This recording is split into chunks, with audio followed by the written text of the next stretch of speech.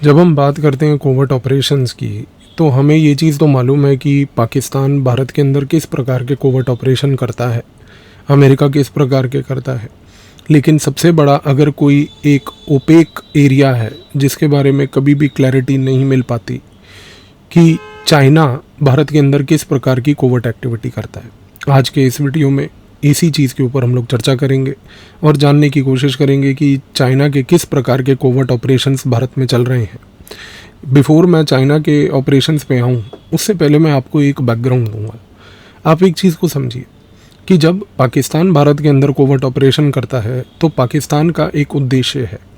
पाकिस्तान का उद्देश्य है कि भारत के अंदर हल्के पुल्के बम ब्लास्ट करे दूसरे सिटीज़ में। पाकिस्तान का एक उद्देश्य है कि इस्लामिक रेडिकलिज्म को भारत में प्रमोट करे। उसका एक ऑब्जेक्टिव है कि खालिस्तान इशू को वो प्रमोट करके भारत में ब्रेक इंडिया फोर्सेस का हिस्सा बनवाए। और सबसे बड़ी बात जो हम पाकिस्तान के ऐतिहासिक तौर से देखते आए हैं वो ये है कि पाकिस्तान कश्मीर के अंदर कोवर्ट ऑपरेशंस करके उसने अपने ह्यूमन एसेट्स तक वहाँ बना रखे हैं, जिन्होंने कई बार तो मंत्रियों के पद तक हासिल कर रखे हैं। ब्यूरोक्रेसी में तो खैर उसके ओवरग्राउंड वर्कर्स बहुत समय से, लंबे समय से प्रेजेंट भी हैं। अमेरिका का अगर आप कोवर्ट ऑपरेशन का ऑब्जेक्टिव देखते हैं तो अमेरिका केवल कोवर्ट ऑपरेशंस जब भारत में करता है तो वो एक ही उद्देश्य से करता है, वो अपने नेशनल इंटरेस्ट को भारत में बढ़ाना चाहता है।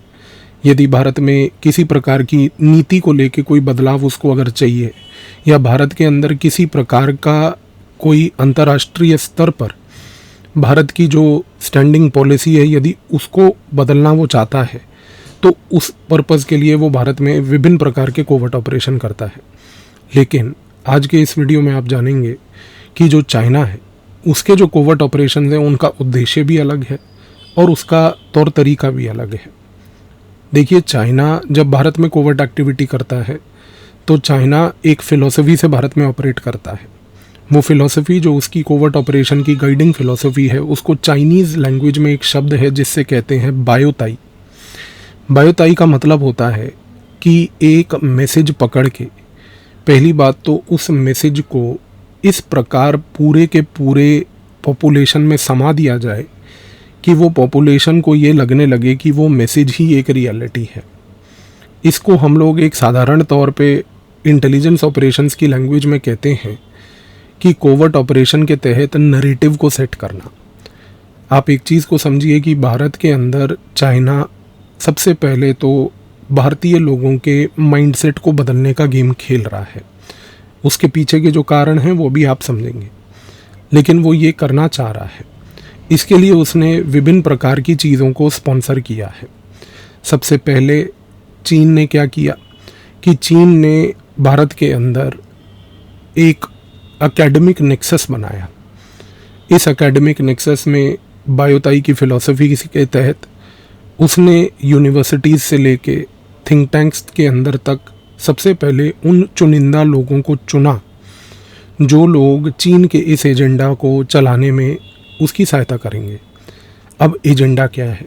चीन का एजेंडा एक है कि जो चीन की नीतियां हैं उसके ऊपर कोई क्रिटिसिज्म ना हो और चीन के जो प्रोजेक्ट्स हैं भारत उसका समर्थन करे।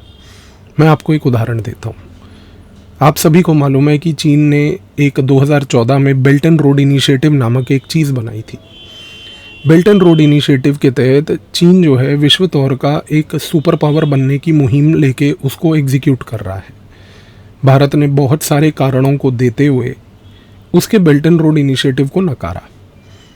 उसमें कश्मीर का एंगल और वो सारी चीज़ें तो आप जानते ही हैं, लेकिन सबसे बड़ी चीज़ ये है कि भारत आज की डेट में एक बड़ी स्पष्ट चीज़ मानता है कि चीन का बेल्ट एंड रोड इनिशिएटिव जो है वो चीन का एक डोमेस्टिक इनिशिएटिव है।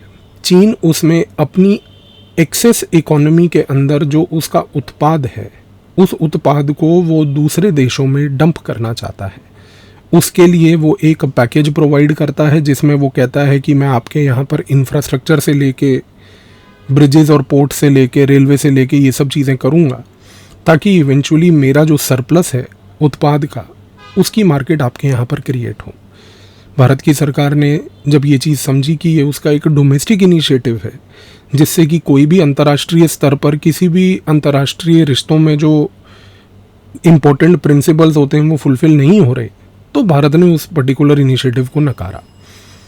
भारत की सरकार ने जब चीन के इस बेल्ट एंड रोड इनिशिएटिव को ज्वाइन करने से मना किया, उसके बाद से चीन ने बायोताई का एप्लीकेशन भारत में शुरू किया। उसने भारत के अंदर उन academic think tanks, news debates, newspaper में आर्टिकल लिखने वाले, यूनिवर्सिटीज़ के कई प्रोफेसर्स, उनको सबसे पहले हायर करके एक बेल्ट एंड रोड इनिशिएटिव के पक्ष में नरेटिव बनाने की कोशिश करी। उसने ये बोला कि यदि अगर भारत इस नरेटिव को बनाने में कामयाब होता है तो लोगों के मन में कन्फ्यूजन होगा। भारत की सरकार का जो पॉइंट है और पक्ष था कि हम बेल्ट एंड रोड इनिशिएटिव का साथ नहीं देंगे। भारत की उस समय की विदेश मंत्री सुषमा स्वराज जी, उन्होंने भारत के संसद के अंदर खड़े होकर इसके ऊपर एक्सप्लेनेशन भारत की जनता को भारत के संसद से दिया था कि किन कारणों से भारत जो है बेल्ट एंड रोड इनिशिएटिव का हिस्सा बनना नहीं चाहता है। लेकिन उसके बाद भी जो ये थिंक टैंक इकोसिस्टम था, अखबार में लिखने वाले एडिटोरियल पेज पे जो चीन के एजेंडा चलाने वाले बायोताई के एजेंट्स थे, यूनिवर्सिटीज़ के प्रोफेसर्स ने जो रिसर्च पेपर्स लिख लिख के इस नैरेटिव को चलाया कि नहीं, भारत को चीन के बेल्ट एंड रोड इनिशिएटिव से जुड़ना चाहिए। इससे भारत की जनता, खास करके वो जो पढ़ी लिखी इंटेलेक्चुअल सोचने समझने वाली जनता है, उसके मन में दुविधा पैदा हुई। उसको ये लगने लगा कि भारत की सरकार जब ये सारे विशेषज्ञ बोल रहे हैं तो सरकार इस बात को क्यों नहीं मान रही। आप चीन का खेल समझने की कोशिश कीजिए। चीन एक ऐसा गेम खेल रहा है आपके देश में कि जब वो विशेषज्ञों से इस प्रकार का एनालिसिस करवा के पेश करता है सरकार के खिलाफ, तो लोगों के मन में दुविधा पैदा होती है। और एक डेमोक्रेसी में अगर लोगों के मन में दुविधा हो तो डेमोक्रेसी उससे मजबूत नहीं बल्कि कमज़ोर होती है। चीन का सबसे पहला उद्देश्य समझिए, उसके कोवर्ट ऑपरेशन का उद्देश्य जो पाकिस्तान और यूएस का है वो नहीं है। चीन का सबसे पहला उद्देश्य भारत में है कि वो भारत की डेमोक्रेसी को वीकन करे, और आज की डेट में वो ये चीज़ करने में बहुत सक्षम है। दूसरी चीज़, चीन आज की डेट में भारत के अंदर सस्ती टेक्नोलॉजी के तहत बना के फ़ोन्स को डंप कर रहा है। आज की डेट में हमारे यहाँ पर जितनी भी हमारी जनता है, ये कहना गलत नहीं होगा कि अगर भारत की सरकार की ओर से एक सर्वे कराया जाए तो 90% जनता के पास चीनी मोबाइल्स होंगे। ये जो चीनी मेड मोबाइल्स हैं, आप एक चीज़ को समझिए, इन चीनी मेड मोबाइल्स में चाइना एक बहुत बड़ा खेल खेल रहा है। अगर आप अपने घर के अंदर झांकते हैं, आपके यदि छोटे बच्चे हैं या आपके भाई बहनों के किसी के अभी हाल ही में हुए छोटे बच्चे हैं, 5 से 8 साल की उम्र वाले ये जो बच्चे हैं, अगर आप इनको देखें तो एक पेक्यूलियर चीज़ देखेंगे उनके बारे में कि ये सारे आज की डेट में कंप्यूटर की गेमों पे एडिक्टेड हैं। और यदि अगर आप इनकी गेम्स को देखें तो सबसे महत्वपूर्ण चीज़ आप ऑब्जर्व करेंगे कि सारी गेम्स जिनसे ये बच्चे एडिक्टेड हैं वो वायलेंट गेम्स हैं। चीन आज की डेट में एक बात समझ चुका है कि ये जो वायलेंट गेम्स हैं, मुझे भारत के अंदर भारत के जो यूथ है, जो बच्चा है, उस यूथ को इस पर्टिकुलर गेमिंग एस्पेक्ट से एडिक्ट बनाना है, और वो भी वो गेम जो कि बेसिकली वायलेंट गेम है। एक गेम जिसमें बच्चा बंदूक लेके इधर उधर गोलीबारी चला रहा है, गाड़ी को ऐसे चला रहा है, ठोक रहा है, जैसे कि मतलब गेम में उसको एक वो थ्रिल फैक्टर मिल रहा है। चीन इससे क्या करना चाह रहा है? चीन का एक लॉन्ग टर्म उद्देश्य है कि लॉन्ग टर्म में आज से 10 से 15 साल बाद जब भारत के अंदर परिस्थितियां और ख़राब होंगी, लोगों के मन में डेमोक्रेटिक लेवल पे डिसोनेंस बढ़ेगा, इस डिसोनेंस का फ़ायदा उठाते हुए ये जो बच्चे कल को 25-30 साल के होंगे, इनके दिमाग में एक वायलेंट कल्चर इम्बेडेड होगा, क्योंकि इनकी दिमाग की वायरिंग 5 साल से लेकर 15 साल की उम्र तक हमने वायरिंग कर दी है वायलेंट मोबाइल गेम्स की। कल को जब भारत के अंदर डेमोक्रेसी को ये कमज़ोर करने में कामयाब यदि हुए तो उस केस में इन्हीं बच्चों को आर्म्स देके भारत में सिविल वॉर कराने की क्षमता चीन उस समय रखेगा। ये जो खेल चीन आज खेल रहा है, ये खेल रहा है अगले 10 से 15 साल के गेम को दिमाग में रखते हुए भारत को कमज़ोर करने के लिए। भारत के अंदर चीन ने एक नया कॉन्सेप्ट शुरू किया है जिसको भारत की research and analysis wing RNAW जो है वो बोलती है एस्ट्रोटर्फिंग। एस्ट्रोटर्फिंग का मतलब होता है कि छोटे छोटे स्पॉन्टेनियस पॉपुलर मूवमेंट्स को बढ़ावा देना। जब भारत में किसी प्रकार का कोई कानून पास हो जाए, जब भारत के अंदर कोई भी ऐसी चीज़ हो जाए जो सरकार की ओर से की गई हो, उस समय तुरंत चीन एक गेम ये खेलता है कि तुरंत वो भारत के अंदर स्पॉन्टेनियस प्रोटेस्ट क्रिएट करता है। चीन की फंडिंग का आज की डेट में रोल इंटेलिजेंस ब्यूरो की रिपोर्ट्स के अंदर ऑलरेडी दर्ज हो चुका है। 2019 में शाहीन बाग के प्रोटेस्ट से लेके बाकी देश के इधर उधर प्रोटेस्ट्स को लेकर, काठगोदाम में आपने सुना होगा कि आए गए दिन वहाँ पर जब इलीगल कंस्ट्रक्शन हुई हुई चीज़ों को वहाँ पर सरकार तोड़ती है तो उसको लेके प्रोटेस्ट हो जाते हैं। भारत अगर सिटीजनशिप अमेंडमेंट एक्ट बनाए तो प्रोटेस्ट, उसके रूल अनाउंस करे तो प्रोटेस्ट। सबसे बड़ी बात यह है कि ये जो स्पॉन्टेनियस प्रोटेस्ट है, जिसको research and analysis wing intelligence language में एस्ट्रोटर्फिंग बोलती है, ये आज की डेट में चीन बड़े सक्षम तरीके से करने में कामयाब है। लेकिन चीन सिर्फ यहीं नहीं रुकता। चीन ने आज की डेट में जो भारत की रिसर्च एंड एनालिसिस विंग दूसरा एक शब्द प्रयोग करती है, वो बहुत बड़ा खेल किया है, और वो है basically malign online influencers, MOI। ये जो मेलाइन ऑनलाइन इन्फ्लुएंसर्स हैं, इन लोगों का एजेंडा एक है। ये सिर्फ एक राजनीतिक पार्टी के खिलाफ सुबह से रात बोलते हैं, उसी की कमियां निकालते हैं, चाहे कमी हो या ना हो उसको उजागर करके पेश ऐसा करते हैं कि आपको महसूस हो जाए कि आप एक मनहूस देश में रह रहे हैं। आप सब समझदार लोग हैं। आज की डेट में अंतर्राष्ट्रीय स्तर से लेके भारत के अंदर रहने वाले ऐसे जो सांप हैं, जो सुबह से रात YouTube जैसे माध्यम का प्रयोग करते हैं और एक one sided agenda, one sided, मुझे एक चीज़ आज तक समझ नहीं आई। ये लोग जो एजेंडा चला रहे हैं जिसमें ये कह रहे हैं कि भाई भारत की सरकार ने ये निकम्मापन किया, भारत की सरकार ने वो निकम्मापन किया, आप अपने मनगढ़ंत तरीके से फैक्ट्स को ला के पेश कर रहे हैं, ठीक है, पर मुझे एक बात समझाइए, क्या भारत ने अपने पिछले 75 साल के इतिहास में सारी गलतियां सिर्फ केवल पिछले 10 सालों में करी हैं? क्या भारत के पिछले 65 साल बड़े स्वर्ण जयंती वाले साल थे? क्या पिछले 65 सालों में भारत ने कोई गलती नहीं करी? क्या पिछले 65 सालों का जो गवर्नेंस रिकॉर्ड है भारत का, वो ऐसा था कि भारत एक स्वर्ग हुआ करता था, कि पिछले 10 सालों में 2014 से एकदम जो है भारत नर्क बन गया? आप इन लोगों को समझिए, इनके एजेंडा को समझिए। इन लोगों का एजेंडा केवल एक पॉइंट का है, और वो एजेंडा सिर्फ ये है कि ये लोग चाहते हैं कि लोगों के मन में एक वन पॉइंट नैरेटिव घुसे।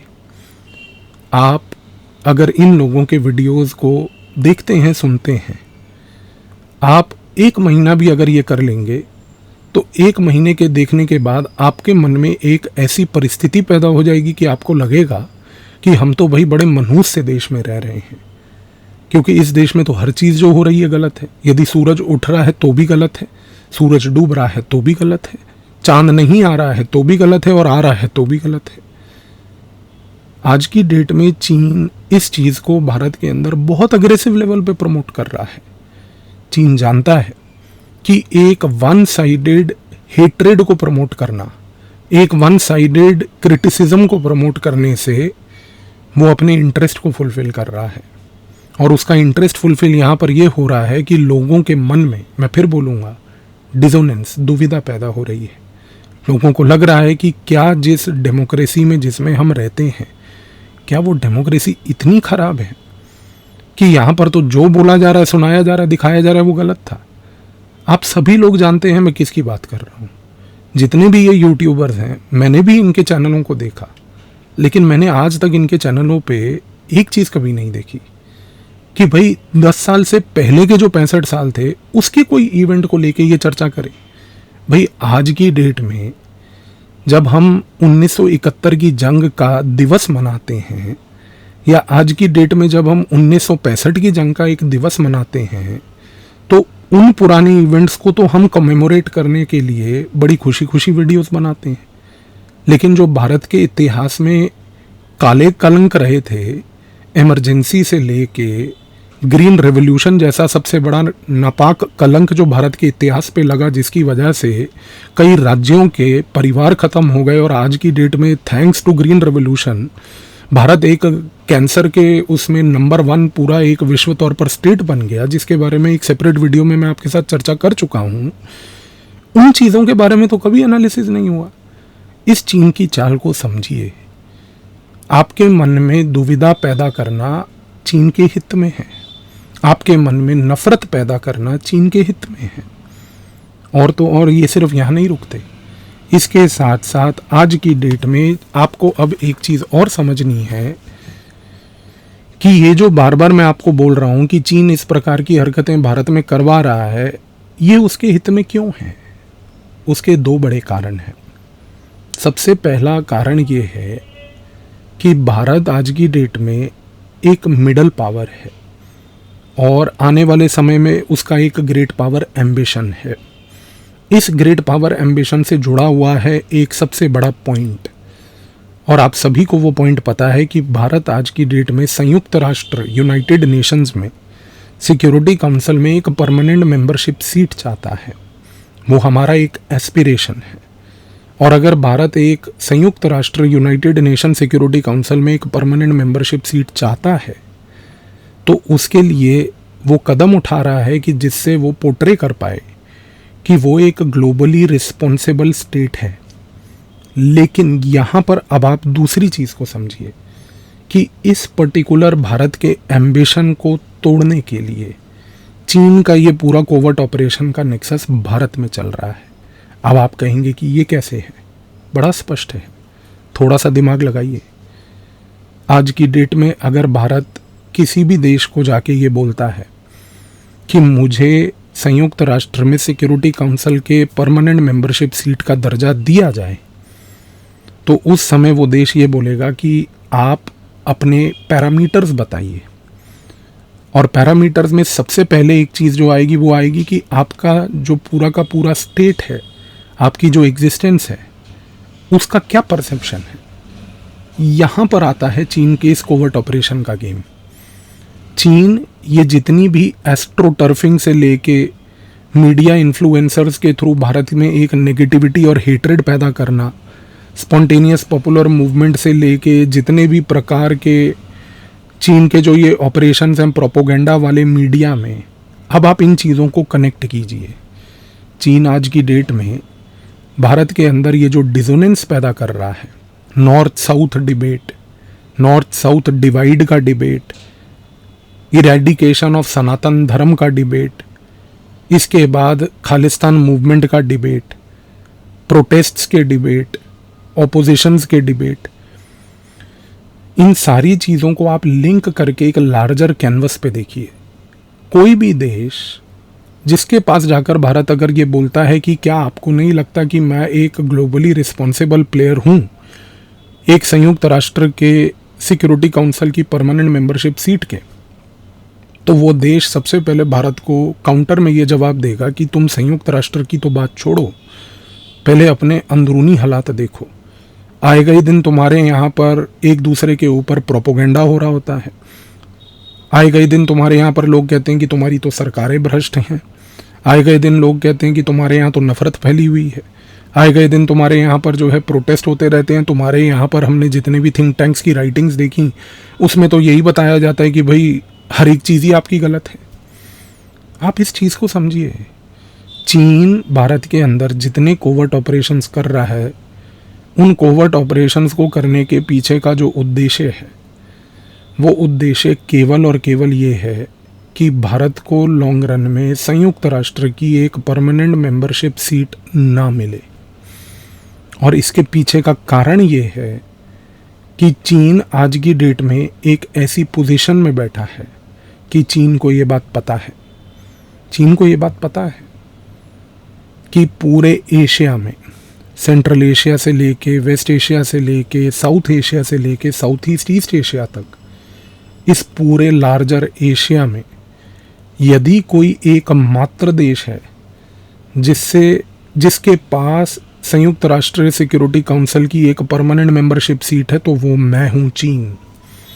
और चीन आज की डेट में ये स्टेटस भारत के साथ शेयर नहीं करना चाहता है, क्योंकि चीन को ये पता है कि वो भारत को एक जूनियर पार्टनर देखता है, एक इक्वल पार्टनर नहीं देखता है।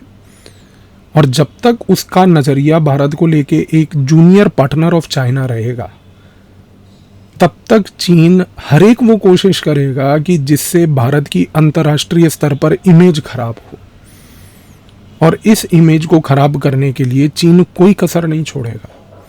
और आज की डेट में ये जितना प्रोपोगेंडा आपके सामने है, जितने लोगों को हमने बांट दिया है इस थॉट प्रोसेस में कि या तो सब गलत है और या तो सब सही है, और जो लोगों की रैशनल सोचने की एबिलिटी ख़त्म कर दी है, ये ख़त्म करना चीन के हित में है। क्योंकि कल को जब भी भारत किसी बड़े देश के साथ जाकर यदि ये बात बोलता है कि मुझे संयुक्त राष्ट्र के सिक्योरिटी काउंसिल का परमानेंट मेंबर बनाइए, तो वहाँ पर चीन जाके सबसे पहले खड़ा हो जाएगा और बोलेगा कि कौन सा भारत? वो भारत जो अपने अंदरूनी इश्यूज़ को तो रिजॉल्व कर नहीं पाया, ये ग्लोबल सीट पे आके बैठेंगे। आई होप अब आप समझ रहे हैं कि ये जो लार्जर इकोसिस्टम चीन ने नर्चर किया है, इस चीन के इस इकोसिस्टम में सबसे बड़ी डिबेट यही है कि चीन का इंटरेस्ट है कि भारत लॉन्ग रन में एक ग्लोबल क्रेडिबल प्लेयर ना बने। अब आप इस मोमेंट पे कम से कम इन चीज़ों में फ़र्क पा पाएंगे कि यदि पाकिस्तान भारत के अंदर कोवर्ट ऑपरेशन करता है तो वो कश्मीर सेंट्रिक होते हैं, अमेरिका कोई कोवर्ट ऑपरेशन करता है उसके नेशनल इंटरेस्ट का खेल है। लेकिन चीन अगर भारत में कोई कोवर्ट ऑपरेशन करता है तो चीन का ऑब्जेक्टिव उद्देश्य केवल ये है कि भारत के साथ उसका कंपटीशन न्यूट्रलाइज हो और भारत एक सेकेंडरी स्टेट बन जाए चीन को लेके, एक जूनियर पार्टनर बन जाए चीन को लेके, ताकि ऐसी परिस्थिति ही पैदा ना हो कि भारत चीन को टक्कर देने की स्थिति में हो। तो आई होप इस वीडियो के बाद चीन के इस कोवर्ट ऑपरेशन के पूरे खेल का उजागर जो मैंने आपके सामने किया, इसके बाद अब आप समझ पाएंगे कि खेल चल क्या रहा है, एजेंडा बिक किसके रहे हैं और क्यों बिक रहे हैं। धन्यवाद।